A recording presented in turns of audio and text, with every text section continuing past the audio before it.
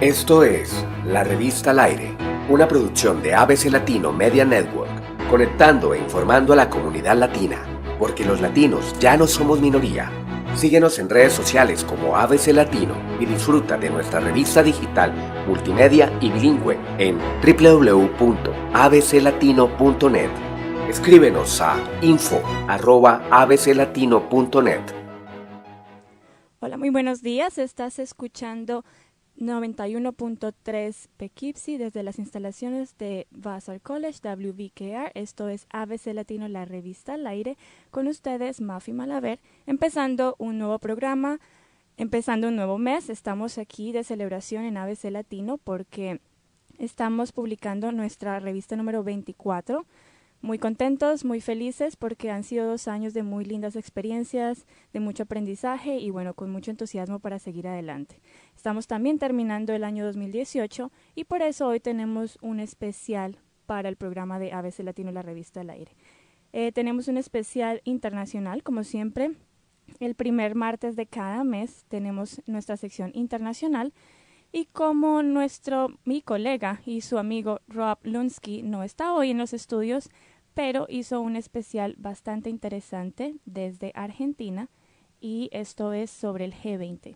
Él se reunió con Pocho y con otra persona que se llama Pablo y ellos estuvieron dialogando sobre este tema y aquí les dejo el pregrabado. Muy buenos días a todos. Esta es otra emisión de ABC Latino, la revista al aire.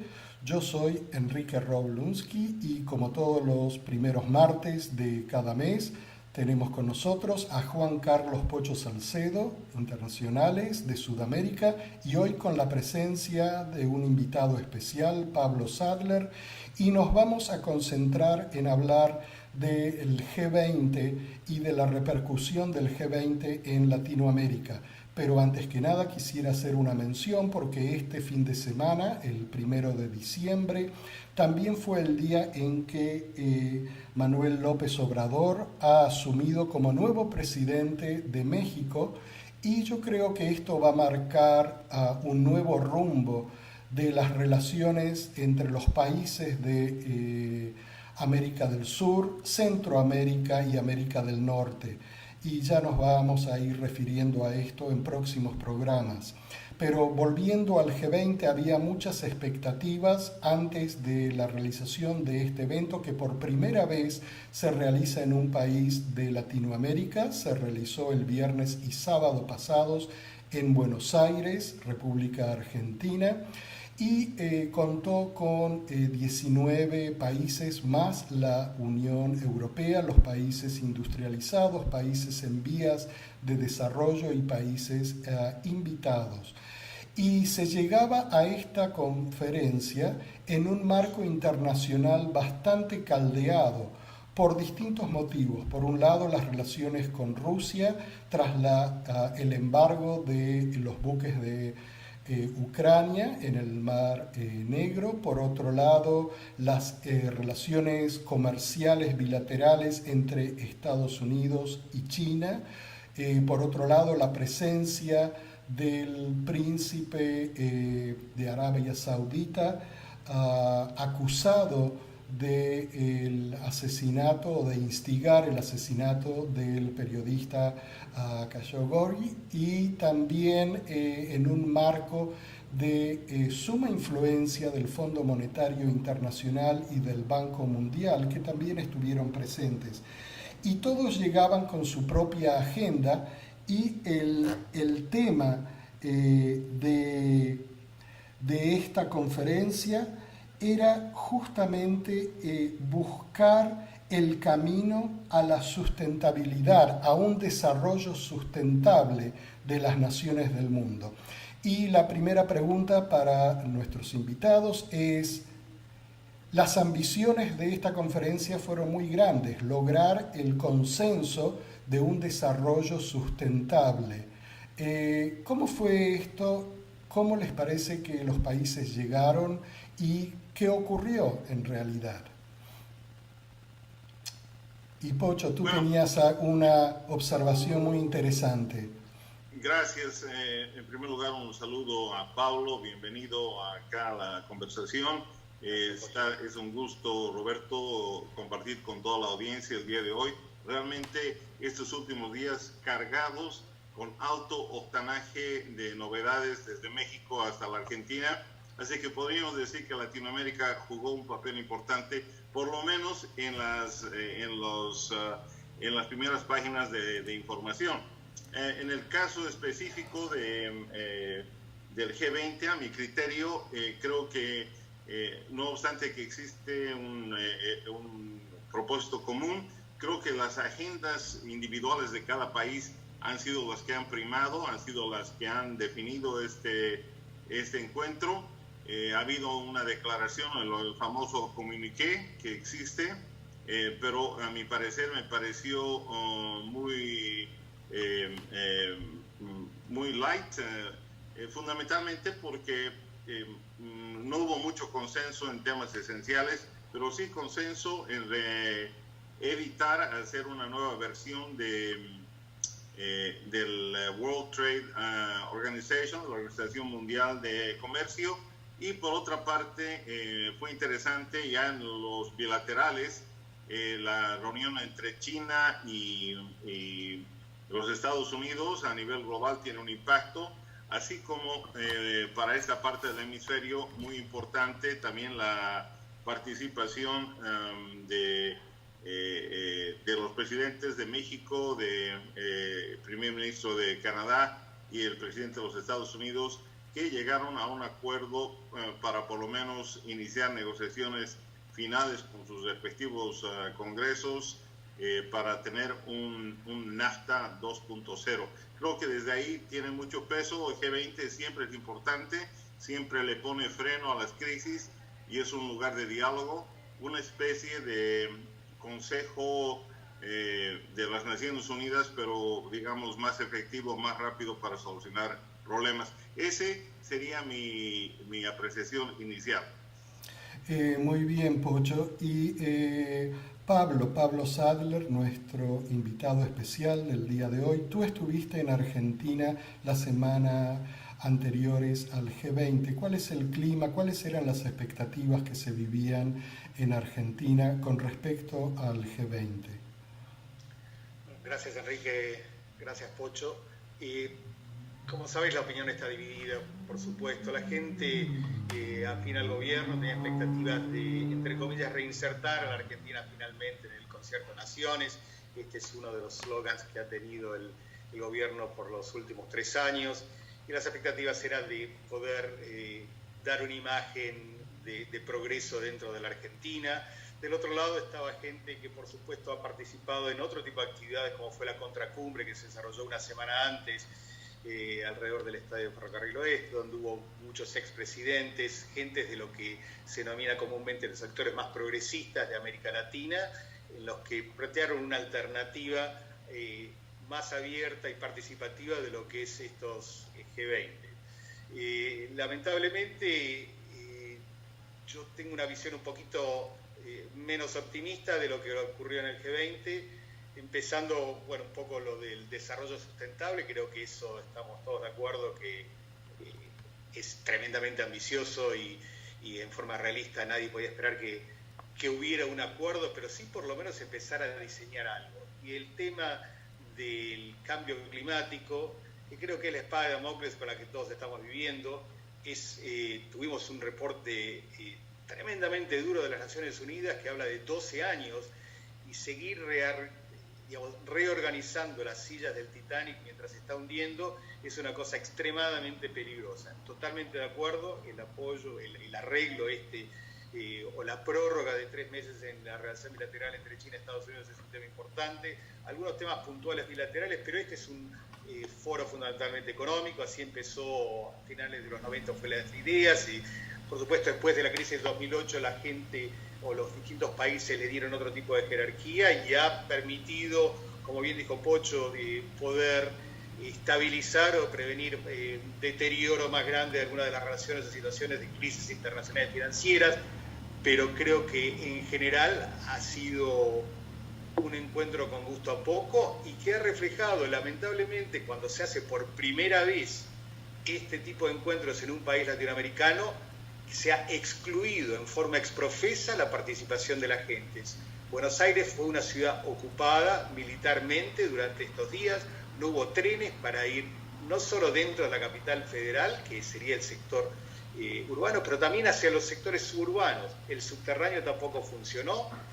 Fue una ciudad sitiada prácticamente, de lo que tendría que haber sido una fiesta de recepción de todos los mayores mandatarios del planeta, llegó a ser una cuestión de protección con un, digamos, incluso exagerado énfasis en el tema de seguridad, cuando en realidad la Argentina es un lugar que es totalmente seguro y no había ningún tipo de amenazas para este tipo de evento. Terminó siendo un evento en el que mucha gente se quedó con un sabor amargo, que lo tuvo que ver por televisión y no poder participar de lo que tendría que haber sido un motivo de celebración. Pues miren que comparto lo dicho por los dos. Yo creo que esta conferencia dejó mucho que desear y que los logros, si es que se puede hablar de logros, se han realizado a nivel de los países, logros bilaterales en los encuentros entre países y hasta por ahí nomás en algunos de ellos. Lo que tú mencionas, Pablo, 20.000 fuerzas de seguridad, 20.000 efectivos de seguridad fueron asignados a la seguridad del G20, y esto a solo una semana del tremendo papelón y debacle de seguridad que ocurrió en el partido de fútbol de la final de la Copa Libertadores de América entre Boca y River. Así que yo creo que fue, digamos que estaban desde hace meses, los últimos 6 meses, planeando la seguridad de este evento, y el gobierno argentino había estado siendo asesorado por los gobiernos de Estados Unidos, de Alemania, de Israel, de Australia, entre otros países del mundo, en cómo crear este cerrojo, como tú lo describiste, alrededor del G20. Ahora, una de las cosas que a mí personalmente me llamó la atención es que aún así hubo lugar para demostraciones en contra del G20. En mismos días, en los 2 días en que se realizaba el G20, pero a una distancia más que prudencial de donde estaban todos los mandatarios reunidos. Y recuerdo que el año pasado, cuando la reunión del G20 ocurrió en la ciudad de Hamburgo, en Alemania, los disturbios y las manifestaciones fueron masivas, con muchísimos detenidos y muchos destrozos públicos. En este G20, por lo que pudimos haber leído, hubo manifestaciones, tan solo, según la prensa, hubo 20 detenidos que fueron liberados en las horas siguientes a la detención, y no hubo destrozos públicos. Y yo creo que una de las características de eso, o la razón, ha sido que las agrupaciones sociales, en vista de ese cerrojo de seguridad que estaba armando el gobierno nacional, pidieron hablar con la ministra de Seguridad y de antemano plantearon y se organizaron de cómo iban a ser las protestas y las marchas. ¿Qué piensas tú, Pablo? Creo que esto es, lamentablemente, es un reflejo, en cierta forma, de buena parte de la sociedad argentina. Es muy escéptica en términos de lo que son estas megaestructuras políticas internacionales. Va más allá del motivo de la charla hoy para escribir las razones de esto. Pero la Argentina, como ustedes saben, es un país con gran participación popular. La gente está muy movilizada por distintas demandas, y es muy llamativo que cuando ocurre una cosa así, uno no vea la presencia masiva. Digamos, Argentina no es ajena a marchas que pueden convocar 100.000 personas y que obviamente no ponen en duda la estabilidad de un gobierno. O sea que esto es algo que creo que es más un reflejo de la desconexión, más allá del intento que hay por parte del gobierno de decir que somos parte del concierto internacional de naciones. La gente no se siente parte de una cosa más grande, no se siente parte de una coalición mundial. La gente realmente, los desafíos que hay hoy en Argentina y en la mayoría de los países latinoamericanos son tan grandes que, entre comillas, la gente no se puede dar el lujo de empezar a pensar este tipo de discusiones, y realmente sienten que son un invitado de piedra cuando no hay participación. En este momento, lamentablemente, todos los países periféricos solo sufren las consecuencias de políticas irresponsables llevadas a cabo por Estados Unidos, por China, por los principales jugadores. Caso concreto de vuelta, el cambio climático. Todos en el planeta lo vamos a sufrir, pero solo unos pocos se benefician de este uso irracional de energía que pone en jaque la existencia misma del planeta. Y el último punto, creo que, de vuelta, cuando hablo de estos temas y se reduce a cosas bilaterales, ¿cuál es la protesta que uno va a llevar a la calle? Cuando hay cosas que son más al cambio climático, el tema de la amenaza de una hambruna como no existió nunca en la historia del planeta, en Yemen. Esto es algo que ni siquiera se toca. Estamos hablando de millones de personas que están al borde de la muerte. Entonces, cuando están todos estos temas que se empaquetan en una forma que no es clara, con objetivos que no son totalmente claros, y incluso desde el punto de vista local, ¿qué era lo que Argentina quería sacar de este G20? Creo que buena parte era salir ileso de todo eso. Creo que le costó un poco también al gobierno, quedó empantanado un poco en el medio con declaraciones de Trump cuando dijo de las actitudes depredadoras que tenía China en términos de economía, y después tuvo que salir toda la primera plana del gobierno a desmentir que ellos apoyaban. Pero bueno, al margen de eso no había un objetivo claro de la Argentina, más allá de las relaciones bilaterales, que incluso la mayoría se concretaron en el día de hoy o al final del G20, caso China, caso Corea, que son reuniones bilaterales que con cosas que ya estaban preestablecidas, digamos que ya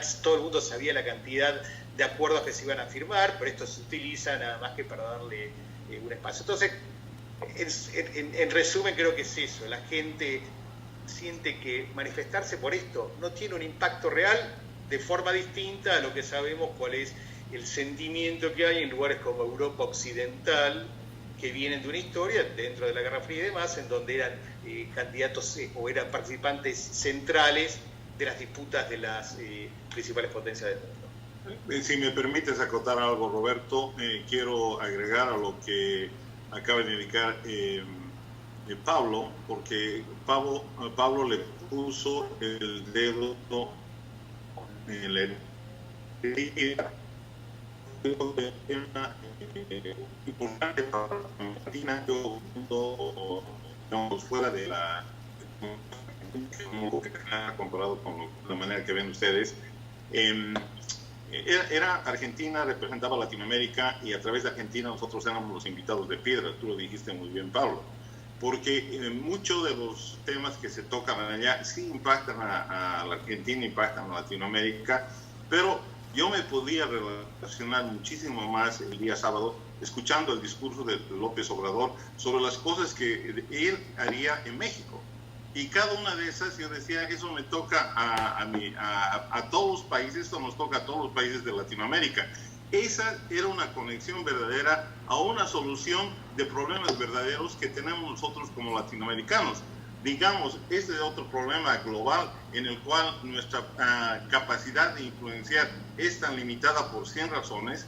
Solamente estamos en calidad de audiencia, estamos en calidad de personas que vemos una trama que se da en la cual nosotros solamente recibimos las consecuencias con muy poca capacidad de influenciar. Por tanto, las protestas, la participación popular dentro del G20 fue absolutamente limitada, y como dice Pablo muy bien, porque no había esa carga, no había esa relación, no había esa conexión como para hacer temblar Buenos Aires o hacer temblar, la conferencia misma, como tiene esa capacidad organizativa el pueblo argentino, y lo ha demostrado 1000 veces, ¿no? Esa vez no se vio.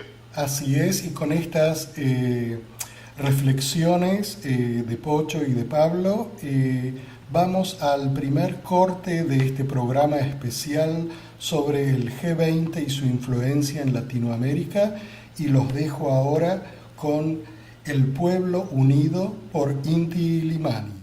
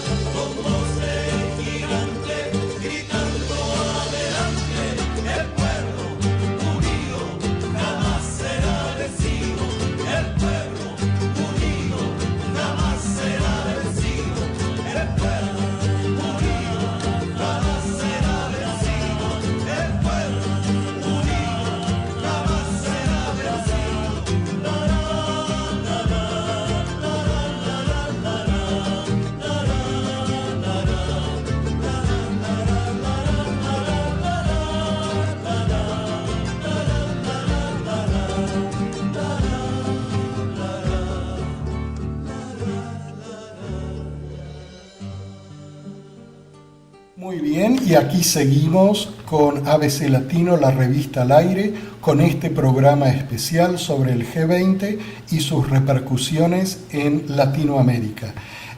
Una de las cuestiones que a mí me resultaron bastante interesantes es que Jair Bolsonaro, el nuevo mandatario de Brasil, no solamente no asistió con la delegación de Brasil a la cumbre del G20, pero emitió un comunicado que se encargó de difundirlo muy bien entre los países asistentes y el resto de los países del Mercosur, en el que recomendaba no adelantarse a firmar ningún tratado con la Unión Europea durante las reuniones del G20, sabiendo que el Mercosur hace años que viene buscando ese tratado de comercio bilateral entre el Mercosur y la Unión Europea. Y las declaraciones también de los voceros del nuevo mandatario brasileño, que aún no está en poder, han sido de que Brasil va a revisar su participación dentro del Mercosur si es que sigue adelante con ese tratado de comercio libre con la Unión Europea. ¿Qué les pareció esa participación, esa intervención del mandatario elegido de Brasil dentro del G20? Bueno, ¿voy yo, Pocho? Bueno, Sí. yo creo que todavía tenemos que analizar dónde va a estar Bolsonaro y Brasil en todo el contexto latinoamericano. Yo creo que es esperable, porque creo que Bolsonaro es más un bilateralista que un multilateralista, podríamos decir. Sí es consecuente con su manera de ver el mundo. Digamos, existe una tendencia a darle la espalda a la globalización. Exhibit one, o ejemplo uno, sería lo que está sucediendo en los Estados Unidos con el gobierno de Donald Trump y muchas otras cosas más que se están dando globalmente. Entonces no me sorprende mucho, pero lo que sí también veo que va a entrar como bloque sudamericano en acción va a ser cuál es la decisión de México de liderizar en Latinoamérica, porque México y Brasil han sido líderes de Latinoamérica por mucho tiempo, los países que han influenciado más, pero México como que se soldó a los Estados Unidos y a Canadá a partir de NAFTA 20 años atrás. Le dio la espalda a Latinoamérica y miró de frente a Canadá y a los Estados Unidos. Entonces puede ser que el nacionalismo mexicano otra vez tome vigencia y el nacionalismo brasilero tome vigencia y veamos un debilitamiento de las organizaciones como Mercosur, y hemos visto lo que ha sucedido con ALBA, y hemos visto lo que están sucediendo con todas las organizaciones internacionales, multinacionales que se han creado durante los gobiernos, llamemos progresistas, de los últimos 20 años, comenzando en 2008 con la toma del poder por parte de Hugo Chávez. Pero esas organizaciones, dicho sea de paso, fueron creadas como una respuesta a la OEA, vale decir, era un grupo excluyente, no era un grupo incluyente, era un grupo incluyente solamente para los progresistas, pero no para los otros gobiernos. Entonces, su debilitamiento con la llegada de países, de gobiernos más conservadores, es, creo, no sorprendente, ¿no? Especialmente de tanto poder como Brasil. Sí, estoy de acuerdo con parte de las cosas que dice Pocho. Creo que estamos en un planeta que está en crisis, y este tipo de intento que hay de formalizar algo entre el Mercosur, que es una entidad que ha sido, digamos, esto está fundamentalmente empujado por Macri, el presidente argentino, con la Unión Europea, que lamentablemente, o de acuerdo con cada uno como lo mire, no ha mostrado un gran interés en este tipo de acuerdo. Y es más, mientras todo esto se venía discutiendo, Francia estaba literalmente en llamas, que no es un detalle menor. Estos son modelos que están en una crisis significativa y bueno, frente a esta crisis obviamente están las dos alternativas de una cuestión demagógica de derecha, de una cuestión más populista por izquierda. Aclaremos, Pablo, te interrumpo un segundo, aclaremos para nuestros oyentes que también lo que ocurrió este fin de semana, que Pablo está marcando, es que en Francia hubo manifestaciones masivas en contra de los aumentos de tarifas y hubo más de 200 detenidos, muchos heridos en los enfrentamientos con la policía y fue algo que marcó también el fin de semana. Disculpa, sí. Pablo, quería aclarar esto para los que nos están escuchando.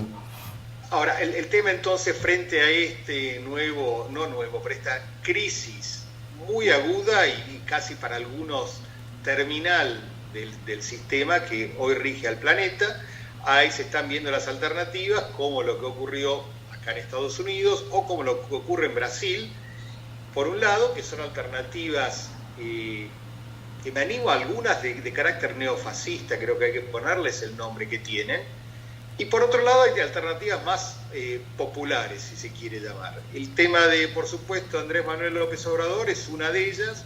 Creo que este es un rayo de esperanza que se abre para Latinoamérica.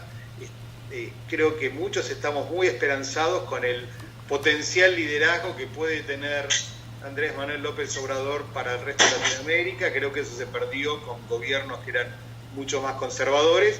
Y la alternativa es lo que se ve en tema de liderazgo en Latinoamérica a través de Bolsonaro en Brasil, que trata de imponer ahora un sistema mucho más parecido al que ha impuesto Trump en términos de relaciones internacionales, con un detalle que es interesante, que habrá que ver sobre el tiempo en qué deriva, pero que es esta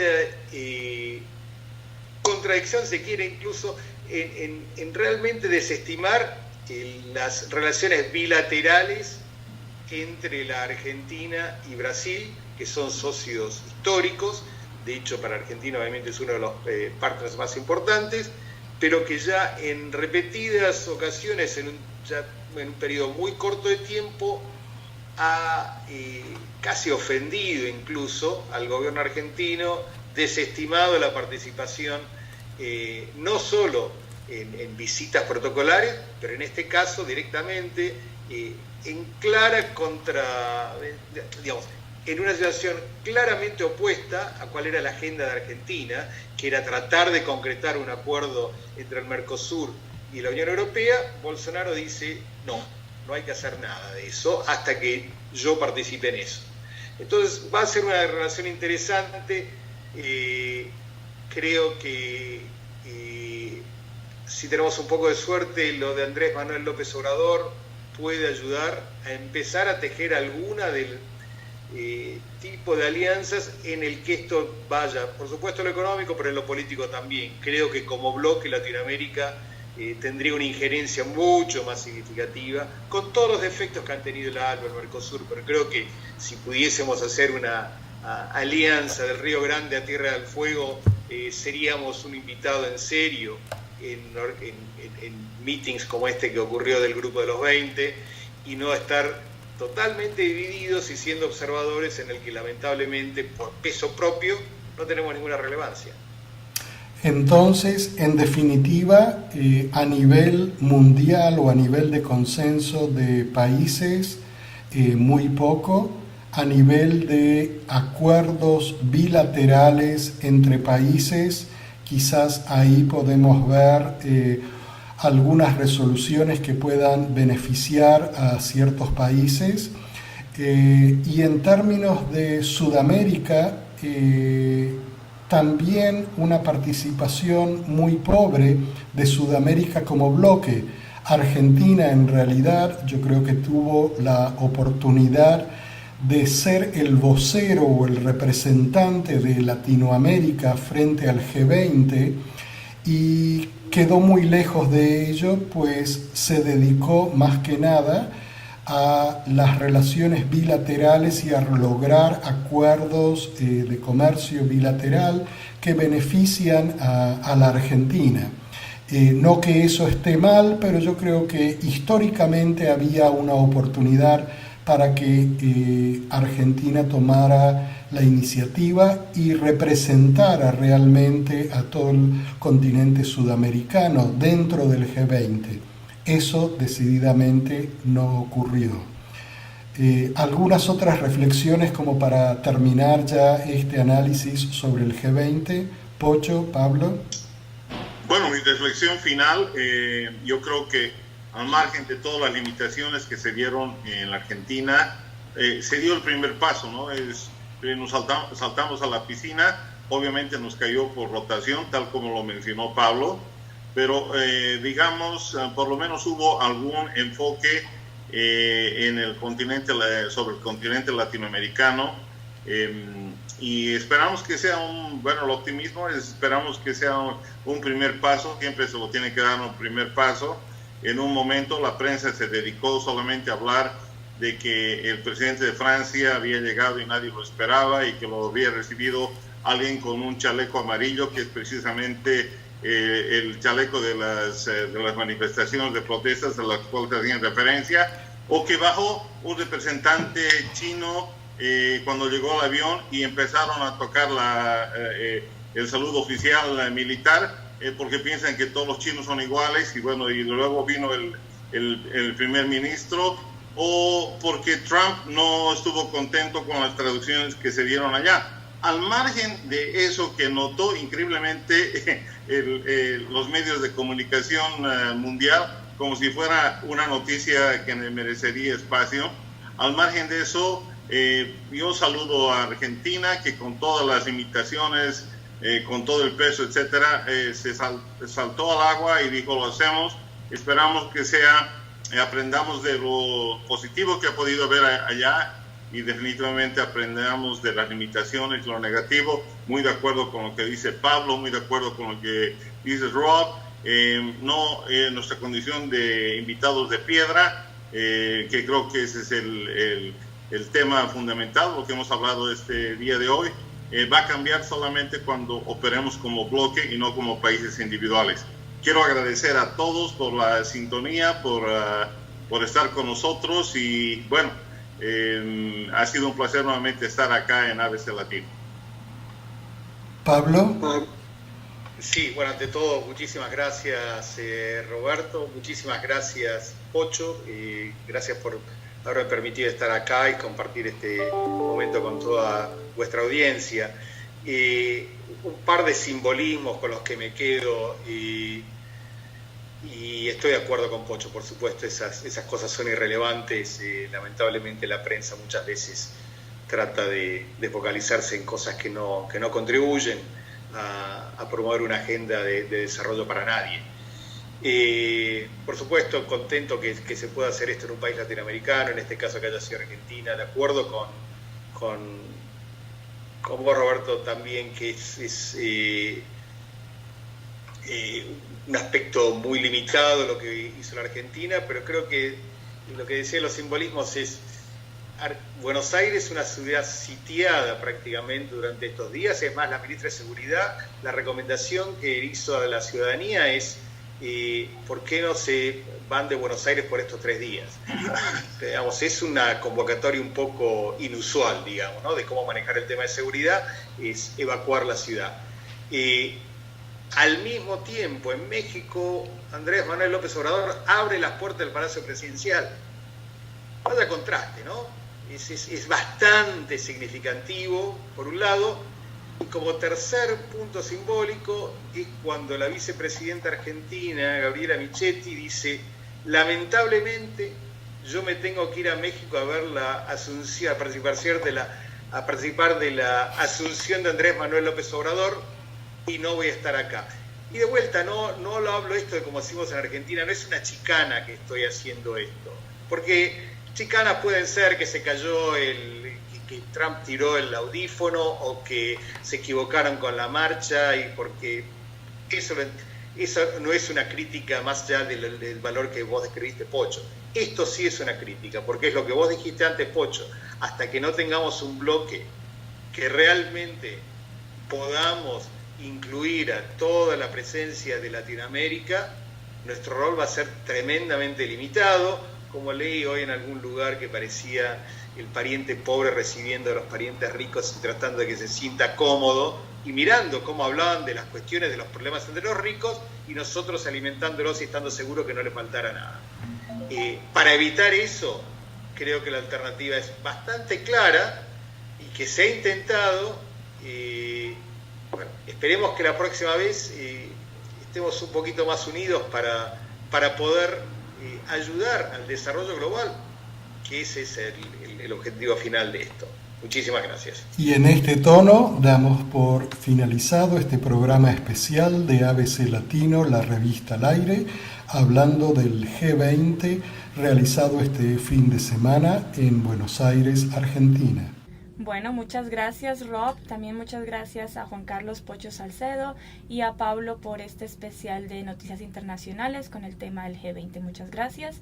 Recuerden también que pueden visitarnos en nuestras redes sociales, en Instagram, en Facebook y en YouTube como ABC Latino, una sola palabra. También los invito a que visiten nuestra página web www.abclatino.net y vayan a nuestra librería virtual, ya que ya tenemos la revista de diciembre, la revista número 24.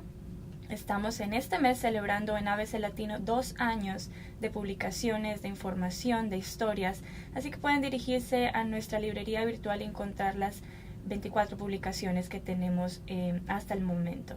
También los invito a que nos visiten en nuestras oficinas, en nuestra galería de arte que tenemos en Main Street en Poughkeepsie, es en el 356 de la Main Street. Si tienen también información, comentarios o preguntas, pueden llamarnos al 845-790-5004 o pueden escribirnos a info@abclatino.net. Seguimos aquí en ABC Latino, la revista al aire. Recuerden que las opiniones expresadas en este programa no necesariamente reflejan la opinión de ABC Latino o de esta emisora radial. Bueno, y seguimos aquí en ABC Latino, la revista al aire, con más invitados y como siempre tenemos en este momento en el teléfono con nosotros a Jessica Gamboa. Jessica escribe una sección mensual en nuestra revista, en el magazine de ABC Latino, que lo encuentran en www.abclatino.net. La de este mes está buenísima. Es un tema que a todos nos concierne y es sobre la educación. Buenos días, Jessica, ¿cómo estás? Hola Mafe, buenos días y buenos días a todos también. Súper bien y nuevamente súper contenta de estar con ustedes colaborando. Bueno, muchas gracias. Aprovecho también para agradecerte por la colaboración que haces desde la distancia, porque Jessica estuvo un tiempo acompañándonos aquí en el Hudson Valley, pero ahora está en Colombia y aún así no dejó su compromiso con ABC Latino y con su comunidad latina de esta región. Entonces te agradecemos mucho tu colaboración y que sigas nutriendo la revista cada mes con temas importantes como los temas de educación. Antes de que empecemos, cuéntanos a qué te estás dedicando ahora en Colombia, porque creo que es algo relacionado con la educación. Cuéntanos qué estás haciendo en este momento en Colombia. Sí, Mafe, pues así como igual como mi columna, pues igual, primero súper agradecida, igual como tú dices, el compromiso es mutuo, así yo esté fuera del país en este momento, pues igual súper comprometida con la revista y con ustedes. Y pues sí, ¿qué ha pasado? Estoy trabajando como profesora de inglés como segunda lengua, entonces es todo lo que tenga que ver con educación y pues esto me involucra aún más con los artículos, con la revista y desde mi experiencia y desde lo que he aprendido. Qué bueno, nos alegra mucho aquí también a nosotros que estés dedicándote a algo que te gusta mucho y que está contribuyendo también al mejoramiento del país como tal, que es enseñarle a las personas a hablar inglés. Así que bueno, empecemos con el artículo de este mes. Estamos hablando de la educación está en bancarrota. Ese es el título del artículo que lo pueden encontrar en el magazine de este mes de diciembre en la página número 18 y 19. Ahí van a encontrar el artículo como siempre en inglés y con su versión también en español. Cuéntanos de qué se trata, qué quieres decir con la educación está en bancarrota. Bueno, pues la educación está en bancarrota es un artículo que va a tocar dos temas en específico. Pues el primero, la educación, como su título lo indica, y el segundo es un tema económico. Cómo ha estado la educación en temas en el aspecto económico, en especial porque la calidad de educación y todo lo relacionado con esto depende mucho de la economía, cómo estemos, qué tantos recursos tengamos para proveer una educación de calidad.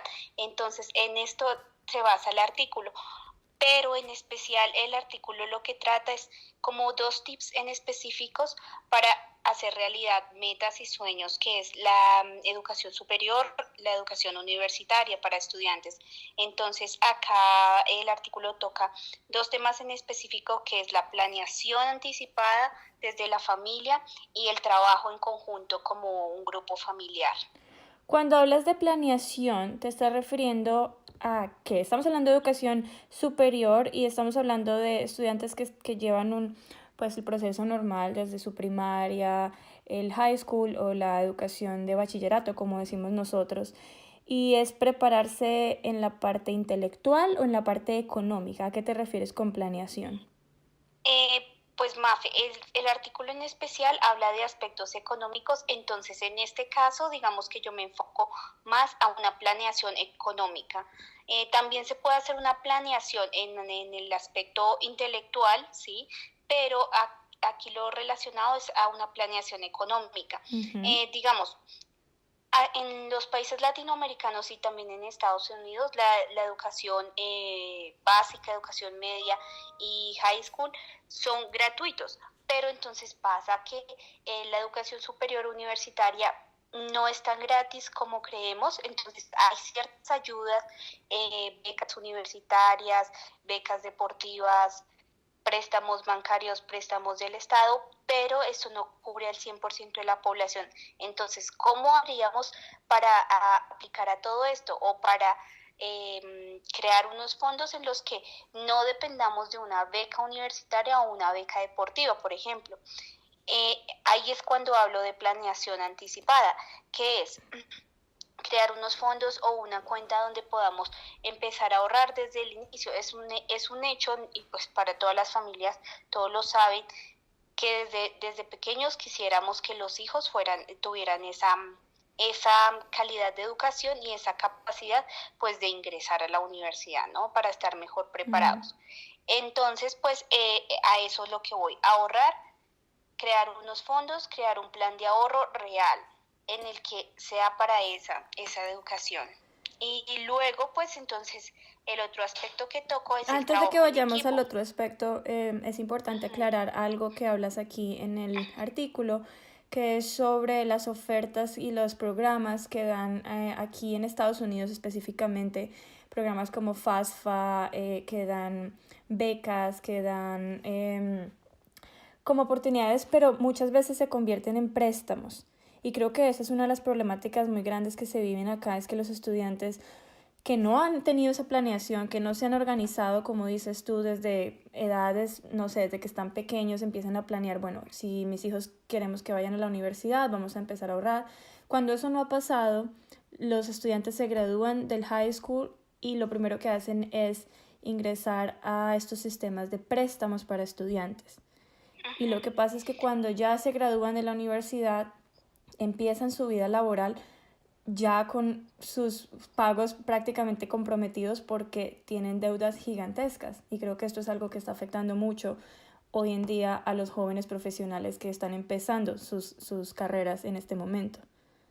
¿Cómo? Sí, Mafe, pues en eso, digamos, o sea, tocaste el aspecto perfecto, porque estas ayudas gubernamentales, como los programas de becas, pues son préstamos, se disfrazan un poco de becas, pero al final se convierten en un préstamo. Para que se efectúen como una beca, digamos que tendría el estudiante que mantener un promedio, y estamos hablando de una población pues con ciertas condiciones que además exige un estudiante de tiempo completo. Entonces, pues lo que tú dices, terminan su programa universitario y al final comprometen su vida laboral en pagos para estos préstamos.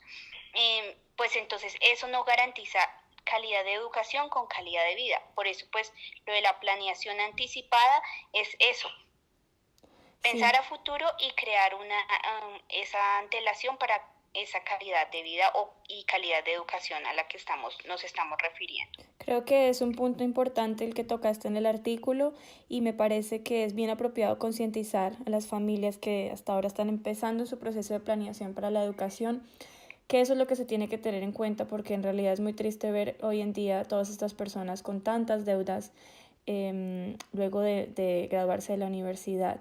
¿Habrá algo que digamos tú creas que se puede hacer si un estudiante que se gradúa del high school quiere ingresar a la universidad y de pronto su familia no tiene los recursos para los tipos de programas a los que la persona quiera acceder, pero que no hicieron esa planeación de la que hablamos porque pues ya el tiempo está en el momento y no se hizo esa planeación? ¿Hay algún otro camino aparte de los préstamos que de pronto tú crees? Pues digamos, ahí sería un poco el otro punto, el otro aspecto que toco. Aunque ellos van muy de la mano, que es el planeación a futuro y el trabajo en equipo. En ese caso sería el trabajo en equipo, que es todos comprometidos como familia, tanto padres como hijos, en ese pago, ¿sí? El pago se hace, pues la educación hay que pagarla, entonces hacer los pagos en conjuntos y pues hay otros recursos, como hay universidades que ofrecen becas por promedio, pero eso implica un compromiso completo del estudiante y pues por supuesto de las familias. Sí. Entonces pues yo consideraría esa opción en cuanto, digamos, para no adquirir un préstamo, un préstamo gubernamental o privado. Podría ser esa. Entiendo. Entonces los dos puntos van relacionados y son bastante importantes también para que nuestros oyentes, los que están escuchando y que de pronto están en ese momento de planeación, tengan en cuenta que no es solo planear y ahorrar, pero también el trabajo en equipo, en familia. Sí, Mafe. En especial, digamos, con ese punto del trabajo en equipo, lo que yo quería tratar de concientizar es... así como hay un alto ingreso de personas a la vida universitaria, también hay un alto porcentaje de estudiantes que dejan la universidad, no terminan. Entonces, a ese punto de trabajo en equipo lo que me refiero es eso. ¿Cuánto cuesta? Entonces, cuando hacemos conscientes a las dos partes, tanto padres como hijos, de que es un esfuerzo no solamente intelectual, sino económico, que es el más importante, entonces, ¿cuánto cuesta dejar la universidad si quisiéramos dejarla, abandonar? Entonces, a eso es a lo que me refiero, un compromiso completo de no solamente el realizar los pagos, sino los resultados en cuanto a terminar y pues tratar de tener las mejores notas en el proceso. Exacto, porque pues no es solamente la parte económica la que se toca en la parte de educación, sino también el compromiso del estudiante de continuar, como dices tú, terminar y bueno, sacar adelante su título y su carrera. Me parece que el título de este artículo es bastante fuerte, porque estamos hablando de la educación está en bancarrota. Cuando yo lo leí la primera vez dije, wow, es fuerte, ¿qué quiere decir está en bancarrota? No hay solución. Pero lo interesante del artículo es que cuando lo empiezas a leer, estamos hablando de que hay un sistema que está roto, de alguna forma, pero las soluciones son sencillas y es algo básico que debemos tratar en la sociedad. Entonces el título da la sensación de que algo está en bancarrota, la educación, el sistema está en bancarrota y que no hay solución. Pero en realidad son dos pasos bastante sencillos a los que les estamos contando hoy a nuestros oyentes cómo empezar para dañar ese bancarrota y empezar un proceso nuevamente, ¿verdad?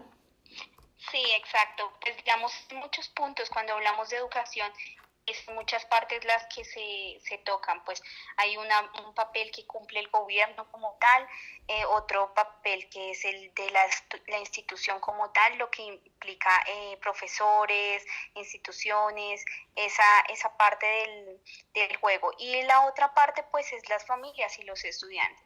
Entonces, es algo que tiene que ir en conjunto. Si alguna de las partes no funciona, pues no podemos quejarnos de la otra. Eso. Entonces aquí hablamos de, pues hay dos partes que no han funcionado bien, pero hay que trabajar en una muy fuerte, que es los resultados desde la familia y desde el estudiante. Entonces, pues en eso es lo que se basa el artículo, como tú dijiste. ¿Cómo podremos pensar en un estudiante que no hizo esa planeación inicial, pero quiere ingresar a la universidad? Entonces, pues es eso, primero los resultados académicos, y segundo, no dejar todo a que sea a través de una beca gubernamental o un préstamo bancario. Ok, muy bien. Bueno, yo creo que está bastante claro. Los invito a todos a que vayan a visiten en www.abclatino.net, en la sección de magazine de la revista, nuestra librería virtual. Van a encontrar en la revista de diciembre, en las páginas 18 y 19, el artículo de Jessica Gamboa que habla sobre la educación. Si de pronto alguien quiere conversar contigo, comunicarse, ¿de qué manera podría llegar a ti de pronto para discutir más allá el tema? Sí, claro, Mafe, digamos que podría ser a mi correo, y pues también pueden buscar mi cuenta de Instagram, pero más que mi correo personal, digamos que esa sería la forma más asertiva de buscarme, que es jegamboa92@gmail.com. Ok, entonces les recuerdo, el correo electrónico es jegamboa92@hotmail.com. Jessica, muchas gracias y muchas gracias. Gmail, sí. Lo siento, @gmail. Muchas gracias y muchas gracias por los aportes que haces mensualmente a ABC Latino, y bueno, espero que sigas disfrutando de Colombia y de ese trabajo que sé que te gusta mucho, que es relacionado con la educación y que estás enseñando y haciendo lo que te gusta. Muchas gracias, Jessica. No, a ti, Mafe, muchas gracias, y sí, claro que sí, súper contenta con mi nuevo trabajo. Por supuesto, es algo que me llena y me completa pues en todo lo que siempre he estado haciendo. Bueno, y esto fue Jessica Gamboa desde Colombia con su artículo de educación. Seguimos aquí ya terminando ABC Latino, la revista al aire. Recuerden que pueden volver a escuchar este programa todos los jueves de 5 a 6 de la tarde por la Super Latina FM Radio en Tuning, y los sábados de 6 a 7 por Robin Hood Radio, que es nuestra network de NPR en la región. Tenemos una información importante para todos los residentes del Mid-Hudson. Este 6 de diciembre, la región del Valle de Mid-Hudson lanza un nuevo estudio y una encuesta de tránsito. Los condados de Ulster, Orange y Dutchess se han asociado para lanzar un nuevo estudio de tránsito regional llamado Connect Mid-Hudson. El objetivo del estudio es evaluar las fortalezas y debilidades de la red de tránsito regional existentes e identificar oportunidades para mejorar las conexiones regionales. La participación pública es bastante vital, así que los invitamos a todos a participar. En esto se basa el éxito del estudio. Si usted es pasajero de tránsito actual o simplemente un ciudadano interesado, por favor participe en esta encuesta de tránsito regional. Los miembros del equipo del estudio visitarán los principales centros de tránsito y otros destinos clave a lo largo de la región de los 3 condados para compilar esta información y poder mejorar los sistemas de tránsito. Este jueves 6 de diciembre estarán aquí en la ciudad de Poughkeepsie. A las 5 de la mañana, de 5 a 8 de la mañana estarán en la estación de tren de Poughkeepsie. De 10:30 de la mañana a 1:30 de la tarde estarán en el campus de Barnes College. Y de 4 de la tarde a 6 de la tarde estarán en el Taconic State Parkway en la ruta 52, en el Park and Ride. Y a las 7 de la noche, de 7 a 9 de la noche, estarán en el Poughkeepsie Gallery Food Court. Así que los invitamos a que participen. Es bastante importante que la población participe de estas mejoras que quieren hacer para los ciudadanos y para la comunidad que vive en el Hudson Valley. Llegamos ya al final de nuestro programa y bueno, como siempre, no dejen de escuchar todos los martes Cóctel Musical de 6 a 8 de la tarde por la Super Latina FM Radio, conducida por César Gil. Recuerden también visitar nuestra página web www.abclatino.net para que vean la edición de diciembre. Recuerden que es un especial para agradecer a todos los contribuyentes de este año, los que hicieron posible un 2018 lleno de aprendizaje y de muchos éxitos en ABC Latino. Yo soy Mafi Malaver y espero que tengan una linda semana. Esto es La Revista al Aire, una producción de ABC Latino Media Network, conectando e informando a la comunidad latina, porque los latinos ya no somos minoría. Síguenos en redes sociales como ABC Latino y disfruta de nuestra revista digital, multimedia y bilingüe en www.abclatino.net. Escríbenos a info@abclatino.net.